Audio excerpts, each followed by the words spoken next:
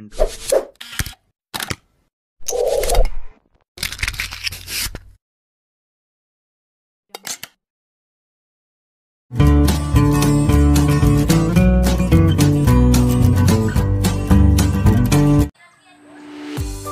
Assalamualaikum warahmatullahi wabarakatuh. Perkenalkan, nama saya Febriani dengan NIM 19961400013, mahasiswa program studi Ekonomi Pembangunan jurusan Ilmu Ekonomi, Fakultas Ekonomi dan Bisnis Universitas Negeri Makassar. Pada kesempatan kali ini saya akan menjelaskan materi mengenai absolute advantage sebagai pemenuhan tugas.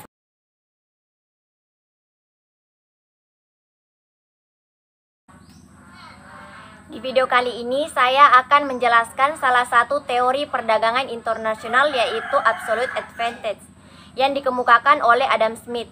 Teori keunggulan absolut ini berisikan tentang mengapa negara melakukan perdagangan. Artinya ada keunggulan yang dimiliki oleh suatu negara tersebut. Jadi dalam absolute advantage ini terdapat teori sebelumnya atau pelaksanaan praktek-praktek ekonomi yang dipahami di masyarakat Eropa, yang pada saat itu disebut dengan paham merkantilisme. Paham merkantilisme ini muncul antara abad 16 sampai 18 Masehi saat terbitnya buku Adam Smith pada tahun 1776, yaitu Wealth of Nations. Paham merkantilisme ini merupakan salah satu kelompok yang mencerminkan cita-cita dan ideologi kapitalisme komersial serta pandangan tentang politik kemakmuran suatu negara yang ditujukan untuk memperkuat posisi dan kemakmuran negara melebihi kemakmuran perorangan. Sehingga merkantilisme disebut juga politik ekonomi of the state building. Merkantilisme sendiri artinya perdagangan, di mana perdagangan yang menjadi fokus utama pada saat abad itu. Ini berpendapat bahwa kekayaan kaya jika ekspor lebih besar daripada impor. Emas yang masuk ke dalam negeri akan meningkat. Logam mulia yang banyak dalam negeri sehingga negara bisa menjadi kaya. Dapat ditarik kesimpulan bahwa fokus utama pemikiran merkantilisme yaitu kekayaan suatu negara dapat diukur dari seberapa banyak emas yang dimiliki negara tersebut.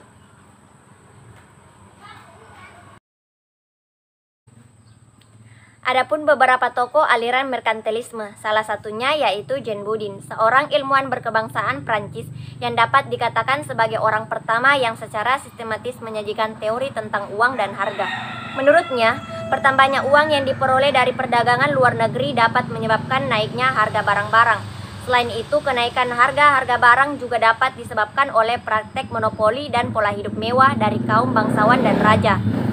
Thomas Moon, seorang saudagar kaya yang berasal dari Inggris, dia banyak menulis tentang perdagangan luar negeri.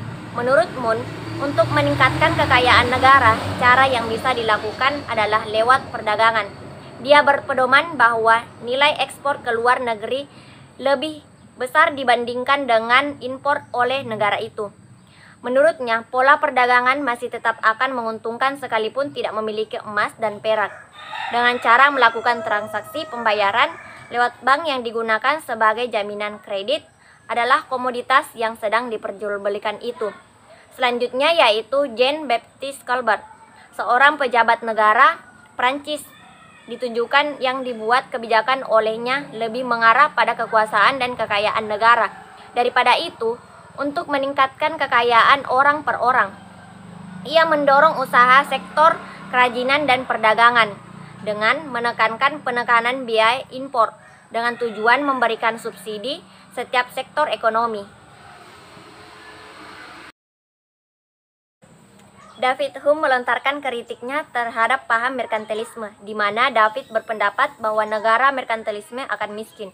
Ekspor lebih besar daripada impor, artinya logam mulia meningkat, uang beredar meningkat, inflasi meningkat, harga barang ekspor meningkat, harga barang impor menurun, impor meningkat, logam mulia keluar, logam mulia menurun, negara akan menjadi miskin.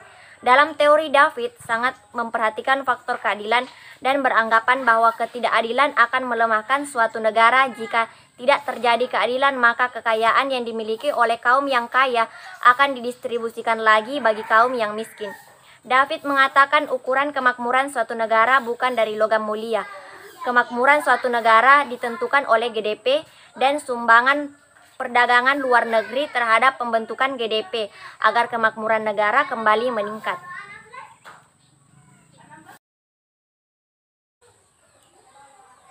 Selain David, Adam Smith juga melontarkan kritiknya terhadap merkantilisme. Menurutnya, pertama, kemakmuran bukan karena logam mulia, tetapi besarnya GDP. Kedua, kontribusi ekspor salah satunya. Ketiga, pemerintah harus mengurangi campur tangan sehingga terciptanya free trade. Dengan adanya free trade akan menimbulkan kompetisi yang ketat. Hal ini akan mendorong masing-masing negara melakukan spesialisasi berdasarkan absolute advantage. Keempat, spesialisasi atau pembagian tenaga kerja internasional berdasarkan absolute advantage.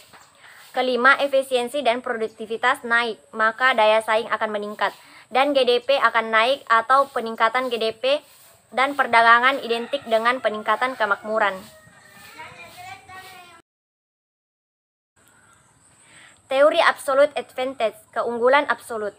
Teori keunggulan absolute advantage oleh Adam Smith, salah satu buah pemikiran Adam Smith mengenai pendapatnya tentang spesialisasi konsep. Spesialisasi dalam perekonomian dunia mengarah pada spesialisasi di mana masing-masing negara ada berpendapat bahwa agar output dunia dapat optimal, maka masing-masing negara harus memproduksi barang dan jasa di mana negara tersebut memiliki keunggulan absolut, yaitu ketika suatu negara lebih efisien dibandingkan negara lain pada suatu komoditas tetapi tidak efisien pada komoditas yang lain. Setelah membahas keunggulan absolut, selanjutnya kita membahas mengenai kelemahan teori. Kelemahannya, perdagangan hanya terjadi jika kedua negara punya keunggulan absolut. Kalau tidak ada, maka tidak ada pula perdagangan. Dan asumsi faktor produksi hanya tenaga kerja, kualitas barang yang diproduksi sama, pertukaran dilakukan barter, biaya transportasi diabaikan. Kesimpulannya, paham merkantilisme berpendapat bahwa jika suatu negara mau maju atau makmur, maka negara itu harus melakukan perdagangan dengan negara lain. Pada paham merkantilisme, emas diukur sebagai kekayaan dari suatu negara. Dan siapa saja yang memiliki emas dan perak, negara itu yang menjadi kaya.